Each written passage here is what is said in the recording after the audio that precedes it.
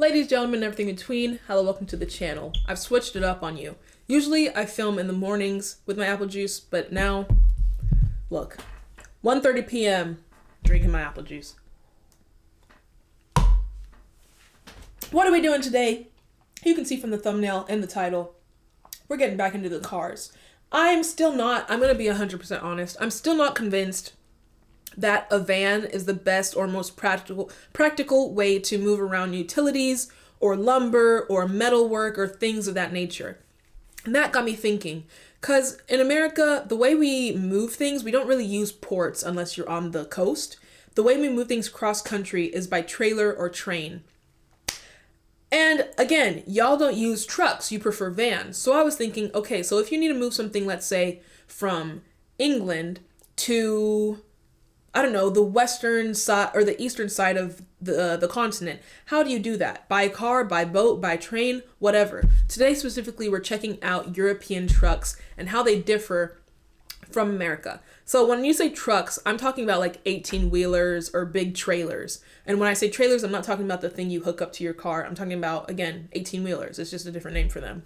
But I just want to see how y'all's economy is different and how, I guess, what's better, the American version, which again is the 18-wheelers carrying everything and drivers having to drive all night, all day, or if y'all have a different system and just comparing the two and seeing which is more profitable and makes more sense. Subscribe if you're new here, like the video, give me some other video ideas by commenting them down below. Help your girl get to 10K over on Instagram because that's my social media goal and I could really use your help. I think we're at like 6,000 over there right now, so head over to Instagram, follow me, and let's get into these trucks. Do y'all use trailers? Do you use 18-wheelers? Do you do boat? Let's see. Who knows? Oh, why so different? Okay, so right off the bat, you got the cab size. I'm gonna say we have y'all beat there because there's enough space for the truckers to sleep. Like you don't have to get in a hotel or anything or Airbnb. Like you can sleep in your cab. Engine placement, the height, interior styling, axle configuration. So immediately I can tell that ours are just bigger. The wheelbase, axle configuration, total length. Bigger in America. Let's see though if that's more practical. Why European and American trucks are so different.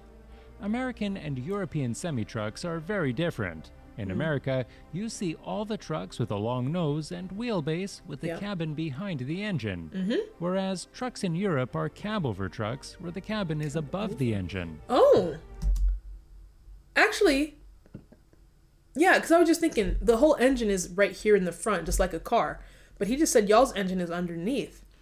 And that would probably make it easier to maneuver, to drive. Like if you have this big old semi and it's a narrow road, like it's hard to get through. But if you have smaller configured sizes, it probably is easier to make turns and do all y'all's roundabouts and stuff. So maybe it is better for you to have a smaller vehicle. But then I question, can it carry as big of a load? Can it tow as much as like an American engine or trailer can? But why are they so different and what are the advantages and disadvantages? Let's take a look at it. There's the man. We looked at that in the Eurovision Livable. video. One of the reasons why the American trucks have bigger cabs is that owner-operators are very common in the US and not so much in Europe. These people own their trucks and pretty much live in them for months at a time. I wouldn't say for months at a time, but a lot of the companies here do own their own. Like it's not Volvo that owns it. It's everybody's own little trailer company. There's like a bunch of them everywhere and you can literally buy your own and like that's your truck forever. Because they spend so much time and some have to live in the cabin, these cabins are quite a bit larger and have more features in the cabin. They're nice, I'm not gonna lie. Such as a fridge, microwave, freezer, wardrobe, large bed, windows, and some even have their own toilet. This is like those people who do van life, but I guess even more expensive because you have to pay for gas. But at that point, why not just get an apartment or a house if you're going to be paying that much money? If you watch those van life videos, let me know what you think of them. I feel like it's just not practical. I would get stressed out like living like that. Owners modify their trucks to include huge living compartments, something not so common in Europe. It is, of course, also possible to spend several days in a truck with a cab over, but the comfort is just not nearly as high. Man. Long, wide roads. America. Much of an American truck's life is spent on the interstate system, where the lanes are wide and the roads are straight. For that reason, the long wheelbase of the truck is acceptable and typically makes the ride much more comfortable. That being said, though, you do sometimes see trailers like trying to take turns or blocking intersections. Like, they do get in the way. Like, I live right next door to a truck stop, and I can't tell you how many times I've been trying to make that turn to get into my neighborhood, and the freaking trailer is just across all 4 lanes causing traffic. It's the worst. Considering they are allowed to drive up to 12 hours every 24 hours, whereas European truckers can only drive 9 hours, that... There you go. Better working conditions right off the bat. I can't even imagine, like, as a nurse, even as just a nurse extern when I was a tech at the hospital, we did 12-hour shifts, 7A, 7P, 7P, 7A. And those were, like, excruciating enough. And you were up and moving. So I can't imagine being sat, driving across the country. Like, you would get tunnel vision, my legs would be sore, circulation would be poor. 12 hours of just driving seems... And it's, like, high stress because you're in that big thing and you don't want to kill anybody. That's a lot. 9 hours, even that I feel like is a lot. extra comfort is important. European semi-trucks are lighter and have shorter wheelbases, which makes them significantly easier to maneuver. Essentially, they are more compact and easier to work with in traffic and urban environments, which is perfect for the narrow roads in Europe. Also, the cab-over has a better overview and less blind spots, which increase safety noticeably, where the larger bonnets and A-pillars on the American trucks make it difficult for drivers to get a clear view of traffic. Like, I'm thinking, is this for air? Like, you saw the European one, it was literally just a flat box. So is this American, like, all the curves and roundness, is that for aerodynamics, like, and the styling? Like, literally all these curves, does that actually benefit anything, or is that just for the styling of it? Because, like, if a flat-faced trailer can literally do everything this Big Bertha bulbous thing is doing, then why not just do the flat face? And it saves a lot of material, too. You don't have to carve out these over-the-wheel curves or aluminum front face. Like, you'd save money. Strict regulations. Stricter regulations in Europe make for different trucks. For starters, a European semi-truck can only be 18.75 meters, or about 61 feet. They're about the same length. Oh, wait, this has no limit for the actual, the truck, but the trailer has a limit. Oh, dang. Some countries have some exceptions, but generally that is the rule. Because of these restrictions, European trucks have to be as short as possible so they can tow more cargo. That is so... I would think it would be the opposite. Like, the bigger the truck, the more you can tow. But no, he's saying the more compact and small, the more easier it is to maneuver and the more weight you can tow. Then does the engine run rich? Like, when you accelerate, does this... what is that part when it's like it goes up to 4 or 5? You know what I'm talking about? Like, whenever you push the accelerator and it's not the speedometer, it's the other one. Like, do the engines run higher in Europe? Considering American cabs can be 20 feet long, that only leaves 40 feet of room for cargo.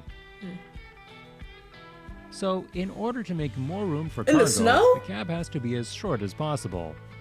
4-wheel drive in Europe, dang. Similar requirements in the US have been revoked back in 1986, and trucks now can be much longer. Actually, back in the day, cab-over trucks were quite popular in the US, but without strict limitations, roomier and more convenient to live with, conventional design trucks prevailed. Speed and aerodynamics. Okay, here we go. This is what I was asking. The difference between the European semi-trucks and American ones is that in Europe, the speed is limited to 90 kilometers per hour. Oh my gosh, that would not fly here. Again, y'all know I'm from Texas. Speed limit here is 70 miles per hour. People tend to go 80, 90, like in the fast lane. And so imagine a freaking trailer, and sometimes they do this when they're from out of state. They will just hog the passing lane and stay there. If a trailer is going 60 miles per hour on the highway, yeah, there's going to be an accident or something, because Texas drivers in their big trucks, Ram, Ford, Dodge, they're going to cut the trailer off and it's just going to be a mess. 16 miles per hour is terrible. But in some places in the U.S., trucks are allowed to reach 129 and even 137 kilometers per hour. That's how they should be going. Actually, no, I would prefer a trailer to be going like 70 and in the slow lane. It is on Mac. the long straight roads. At high speed, the better aerodynamics and longer wheelbase is a clear advantage for the long-nosed trucks, which are created for the long trips. The gas mileage is probably terrible though. Conclusion. So, the reason why there is such a big difference between trucks in Europe compared to America is that they are used in different ways. And regulations. There are different rules that must be observed, exactly. both in terms of speed, driving time, lengths, weight. Wait, a Mercedes trailer? I bet you it's luxurious. Dang. Both in I always terms of forget that Mercedes is like a whole company and it's not just like a status symbol as it is in America. speed, driving time, lengths, weight, etc. Like they make And that trailers. there What is if a they big make difference boats? between roads and the infrastructure. So, one is not necessarily better than the Freightliner. other, but they are adapted to the needs of truck owners, the driver, and the government requirements. Huh. Which is your favorite? If I'm being honest, I do think it's better that in Europe they're smaller. I would prefer smaller trailers here, but at the same time, I like that truckers have a space where they can like rest and sleep, and they don't always have to look for hotels or like Airbnbs and places to stay. Like they can just sleep inside the truck, which is why it's better to have that the big truck like connected to the cab. But anyway, I don't know if what I just said made any sense. Correct me with the terminology if you know that stuff. But subscribe to me here, like the video. What else should we do on the channel? Let me know. Bye.